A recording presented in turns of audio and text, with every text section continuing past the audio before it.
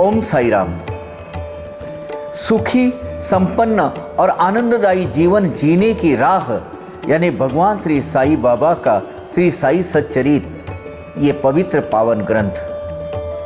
आइए अध्यात्म मार्ग पर चलिए पवार काका के साथ आनंद लेते हैं श्री साई सच्चरित के भावानुवाद का। ओम साई राम। ओम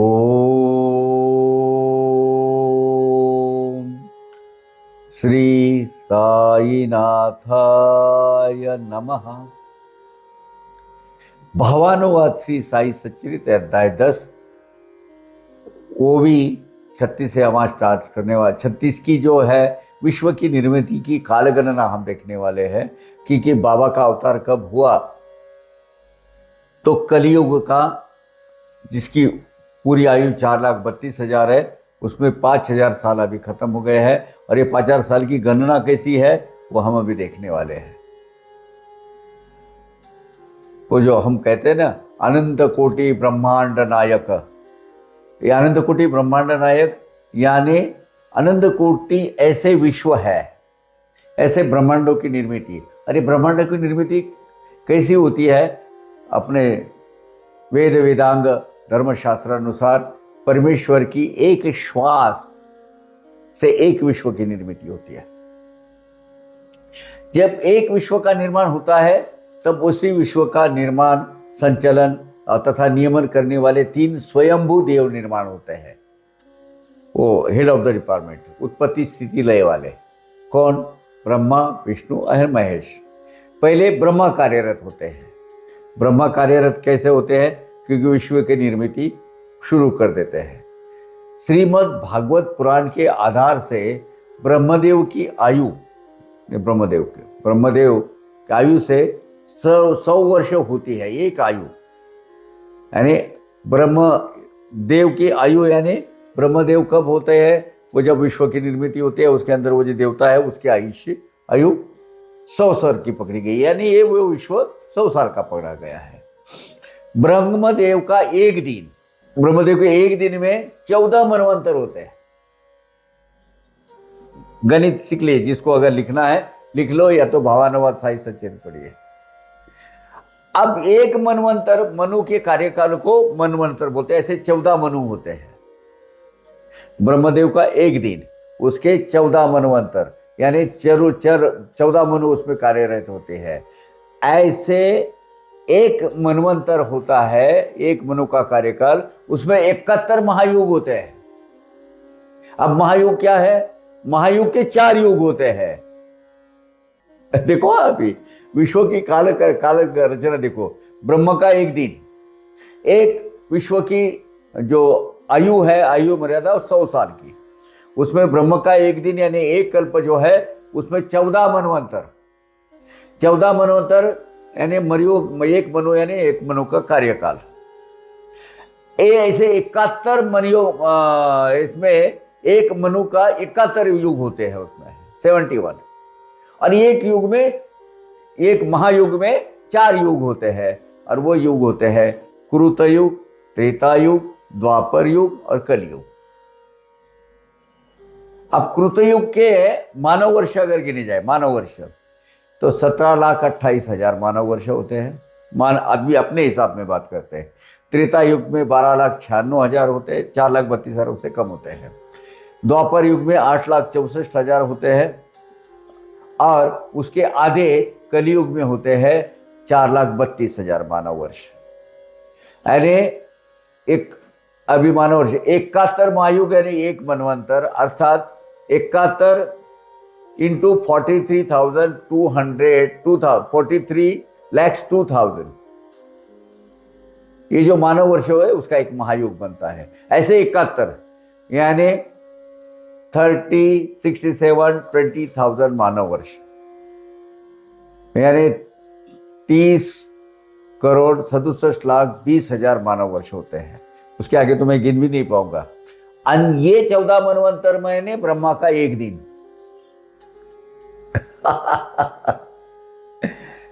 यानी 30,67,20,000 इंटू 14 मनवंतर, यानी 4,29,40,40,80,000 प्लस वो एक कल्पसंधि आती है, उसके 2,59,20,000 कल्पसंधि वर्ष, अर्थात ये सब कितने होते? 4,32,00,00,000 वर्ष ब्रह्मा का एक दिन। 4,32,00,00,000 वर्ष जो है वो ब्रह्मा का एक दिन होता है। अभी हमारे मानव वर्ष की कितने हैं? तो सौर वर्ष भी पकड़ो या इससे पकड़ो, 360 है, 365 दिन ये हो गया ब्रह्मा का। इसके 365 दिन से इसको गिनोगे तो ब्रह्मा का एक वर्ष होता है। ऐसे 100 वर्ष, यानी मैं आपको बोलूं 1 5 7 6 8, इसके ऊपर आप 1 2 3 4 5 6 7 8 9 10 जब सिर्फ जीरो लगाएंगे तब उतने मानव वर्ष ब्रह्मा की आयु यानी विश्व की आयु है 1,576 खरब 80 अरब मानव वर्ष यानी विश्व की आयु। कितनी? एक कल्प बोलते हैं इसको, टोटल एक कल्प 1,576 अरब खरब और 80 अरब मानव वर्ष है। अब मनवंतर के नाम दिए हैं, और मनवंतर कौन से हुए? स्वयंभू, स्वायचीश, औत्तम, तामस, हर एक के ये है, मतलब ये लिखा हुआ है पूरा। तामस, रैवत, चाक्षुष, वैवस्वत, अभी ये चालू है। ये वैवस्वत मनवंतर है ना, अभी चालू है। ये सूर्य देवता का पुत्र है वैवस। सावर्णी, ये सूर्य देव का पुत्र है तथा छाया उसकी माता है। दक्ष सावर्णी, ब्रह्म सावर्णी, रुद्र सावर्णी, धर्म सावर्णी, देव सावर्णी, इंद्र सावर्णी, ये उर्वरित 4 मनु है। अभी वैवस्वत मनवंतर चल रहा है, अभी वैवस्वत, और इसके 27 महायुग पूर्ण होकर 28वें महायुग के 3 युग पूर्ण हो चुके हैं। बोलते हैं ना हमारे पांडुरंग महाराज, युगे 28 विठेवरी हुआ, यानी 28 के महायुग के 3 युग के पूर्ण हो चुके हैं, और चौथा युग जो कलयुग चल रहा है उस कलयुग के साथ 5 वर्ष खत्म हो चुके हैं। तो भाई इतने बड़े लंबे चौड़ा सोचने की जरूरत नहीं है। बहुत लोग बोलते हैं अब ये 2026 में बैक पूरा तहस नहस होने वाला है, पृथ्वी का अंत होने वाले, ऐसे ये पर ब्रह्म से आई हुई जो पूरी कंप्लीट कालमापन हमें जो दिया गया है, कोई चिंता मत करो भाई। अपनी खुद की उम्र 100 साल के अंदर ही है, बस उतनी का ही सोचो। यहाँ श्रोता शंका करते, जन्म तिथि ज्ञात न रहते, यह किया निश्चित किस आधार से? सादर चित्त सुनिए। यहाँ श्रोताओं को सहज शंका पैदा हो सकती है कि बाबा की जन्म तिथि के विषय में कुछ भी ज्ञात नहीं है, कुछ मालूम नहीं किसको, तो फिर किन प्रमाणों के आधार पर यह विधान किया गया है, उसे जरा एकाग्रपात चित्त सुनिए। अनिर्वाण कृत संकल्प द्वारा शिरडी क्षेत्र निवास धारा बिताए 60 संवत्सर क्षेत्र सन्यासी वृत्ति से। बाबा क्षेत्र सन्यासी थे, वो मतलब शिरडी में वो 60 साल तक रुके, 1 संवत्सर है नहीं 1 साल रुके, इसलिए वो तीर्थ क्षेत्र में प्रकट हो गया, उसकी बदलाव हो गया उसका, और कायम निवासी वहाँ रहे। बाबा शिरडी में आने तक, यानी बाबा का देहावसान हो गया तो 60 साल वो रहे थे, ऐसा अनुमान हेमाड पंजे ने लगाया है। बाकी के जो पैरेलल लिटरेचर है वो कुछ अलग कहते हैं। 100 साल का इतिहास है बाबा का, लेकिन बहुत क्रिप्टेड वर्जन अलग आते हैं। बाबा अपने निर्वाण काल तक शिरडी में रहने का जो संकल्प कर 60 वर्ष तक की एक क्षेत्र सन्यासी के रूप में वहाँ शिरडी में रहे हैं। जब तक ये वहाँ रहे हैं, उन्होंने कभी भी अपनी सन्यासी वृत्ति को उल्लंघन नहीं किया है। 16 वर्ष की आयु में आरंभ में बाबा प्रकटे शिरडी में, आरंभ में बाबा प्रकटे शिरडी में, 3 वर्ष तक उस काल में उन्होंने वास किया। शुरू में 16 वर्ष के आयुष्य में बाबा आए वहाँ। और 3 साल तक वहाँ रहे, वो नीम के पेड़ के नीचे। फिर वो चले गए। वहाँ से फिर भी कहाँ गए, दूर निजाम शाही में दिखाई दिए। तदनंतर वे बारात के साथ आए, रहे शिरडी में अक्षय, बचपन में वहाँ थे। फिर वो कहाँ चले गए, वो निजाम शाही बोले तो वैजापुर से लेके अलग, वहाँ नांदेड़ के भी कॉर्नर में किनवट तक का जो एरिया है उससे भी आगे, मतलब आज जो का मराठवाड़ा वो पहले निजाम शाही में था। फिर वो कहाँ गए, फिर वो निजाम शाही में दिखाई दिए। तदनंतर ये वो बारात के साथ वापस आए और शिरडी में वहाँ रह गए। ऐसी अब चूंकि यहाँ लिखा है, ऐसा मानना अपने को, अपन साई चरित का अभ्यास कर रहे। साई सच्चरित मैं फिर कहता हूँ, ये बाबा के दरबार के इतिहास का ऑथेंटिक प्रमाण नहीं है, ये भक्ति रस का है। अब ये जो उनके पास जो जिसकी जितनी इंफॉर्मेशन आई, देखिए हेमाड़ पंथ जो है, हेमाड़ पंथ एक आध्यात्मिक ऋषि तुल्य महान विभूति थे। वेद वेदांग श्रुति स्मृति और खासतौर भगवत गीता का उनका बहुत बड़ा अभ्यास था। ज्ञानेश्वरी तो उनके ऐसे मुंह पर, मैंने जीवा पर रखती थी। लेकिन वो इतिहासकार नहीं है, इतिहास अलग बोलता है। निजाम शाही का मतलब है पूर्व काल में हैदराबाद प्रदेश में निजाम का राज, हैदराबाद का निजाम रहते थे। जो महाराष्ट्र के आज के मराठवाड़ा विभाग के 8 जिले जो है, अभी ज़्यादा हो गए, अभी वो बसमत एक ऐड हो गया, हिंगोली ऐड हो गया, वो लातूर वगैरह सब, ये जो पहले तो 8 थे अब वो ज़्यादा हो गए हैं। तत्पश्चात शिरडी बाबा में 8 जिले, आंध्र प्रदेश का कुछ भाग तथा कर्नाटक राज्य का कुछ भाग, ऐसे तीनों मिलके जो संस्थान था वो था निजाम का सल्तनत राजवट थी। वहाँ उनका अमल चलता था। बाबा शिरडी से गायब हो गए, अदृश्य हो गए। फिर वो कहाँ दूर निजाम शाही में दृष्टिगोचर हो गए। इसी कार्यकाल में एक पुख्ता सबूत मिलता है वो कि हुमनाबाद के मानिक प्रभु के दरबार में बाबा गए हैं और बहुत सारे वक्त तक, ज़्यादा से ज़्यादा वक्त उन्होंने निजाम शाही में गुजारा है। तत्पश्चात बाबा चांद पाटिल की पत्नी के भतीजे के इस बारात में वो पुनः शिरडी में आया है। तब से वो स्थायी रूप में वहीं शिरडी में रहे। अब ये जो शादी यही हुई, यही शादी के साथ बाबा आए, उसका कार्यकाल मिलता नहीं है, वो बात अलग है। लेकिन आज के लिए अपन इतना अनुमान लगाते हैं, ग्रहित धरते हैं, कुछ बेसिक अजम्पशन अपने को पकड़े तो तब थी आयु थी तब 20 वर्ष, तभी से अखंड शिरडी निवास, वही 60 वर्ष रहवास है ज्ञात सभी को।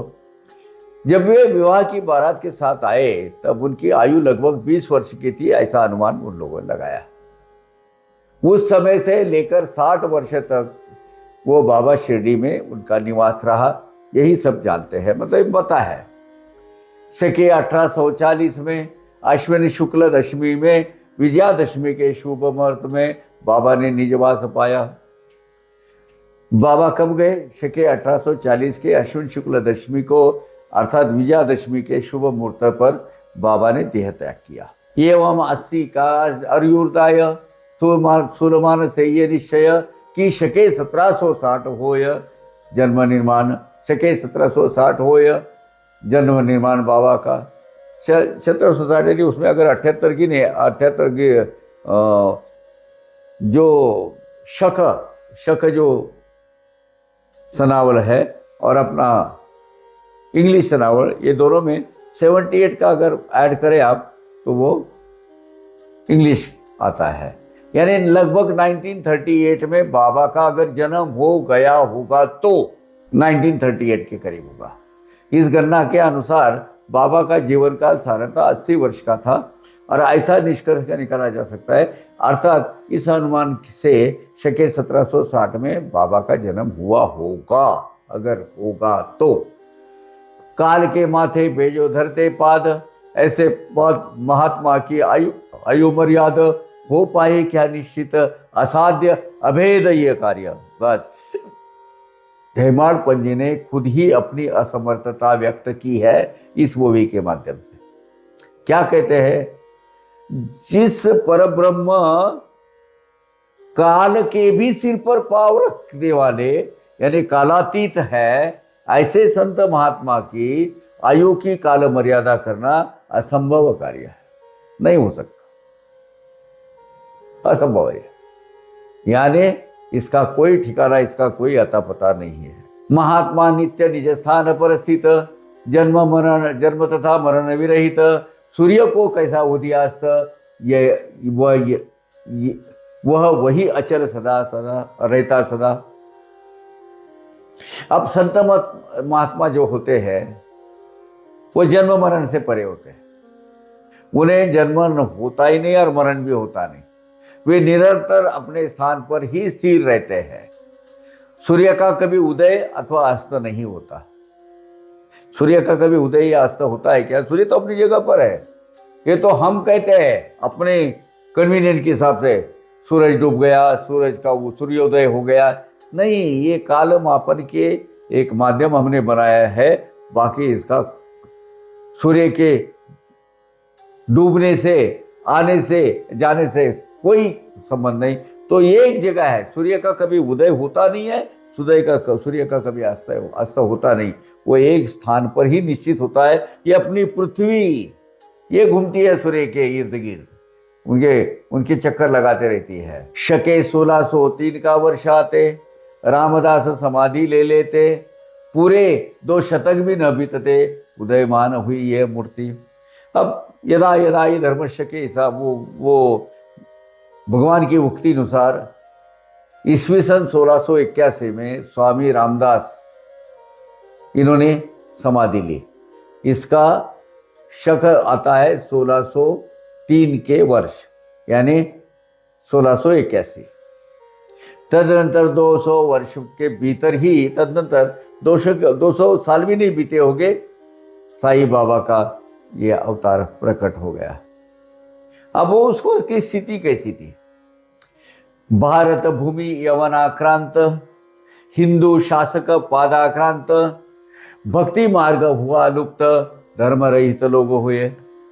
अब भारत देश पर मुसलमान राजाओं का और उधर के जो आक्रमणकारी है उनका शासन का आरंभ हुआ। मुगल लोग यहाँ आना चालू हो गए और उन्होंने लूट पाट और पूरा अतिक्रमण किया, बहुत सारा तहस नहस किया यहाँ, और यहाँ की जितनी भी मान्यताएं थी वो मान्यताओं को पहले निटाना चालू कर दिया। तो भारत भूमि यवन सोई आक्रांत थी, भारत देश पर मुसलमान राजाओं का शासन चालू हो गया। यहाँ के मूल हिंदू राजाओं का शासन यवनों ने छीन लिया। हिंदुओं के भक्ति मार्ग और हिंदू के चाली रीति उनका पतन हो गया। वहाँ नए सिरे से उन्होंने अपने धर्म के अनुसार नई रीतियां चालू कर दी। लोगों को धर्म मार्ग पर अग्रसर करने वाला धार्मिक नेतृत्व समाप्त हो गया, क्योंकि राजा का आश्रय अगर धर्म को मिलता है तो वो धर्म पनप जाता है। सम्राट अशोक ने बुद्ध धर्म स्वीकारा, वो बुद्ध धर्म पनपने उसकी बढ़ोतरी हो गई, प्रगति हो गई। जब राज सत्ता का आश्रय धर्म सत्ता को मिलता है तो धर्म सत्ता ऊपर उठती है। अब राज सत्ता कौन से धर्म को पालती है, कौन से विचार प्रणाली को पालते हैं, उसके हिसाब से आगे का विस्तार होता है। तो इसीलिए क्या हो गया, हिंदू लोग जो है, मतलब हिंदू राजा जो थे, उनका भक्ति मार्ग उन्होंने किया था, तो उसके लिए वो दिशाहीन हो गए।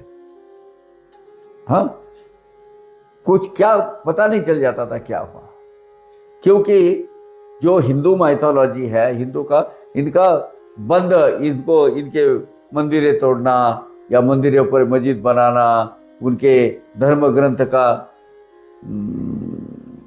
का नाश करना, जलाना, ये काम चालू हो गया।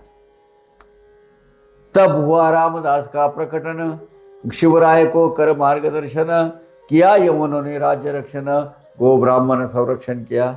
ऐसी अराजकता की स्थिति में समर्थ रामदास प्रकट हुए और उन्होंने छत्रपति शिवाजी राजा के मार्गदर्शक बनकर शिवाजी राजा द्वारा मुसलमान राजाओं से हिंदुओं की रक्षा करवाने का कार्य शुरू हुआ।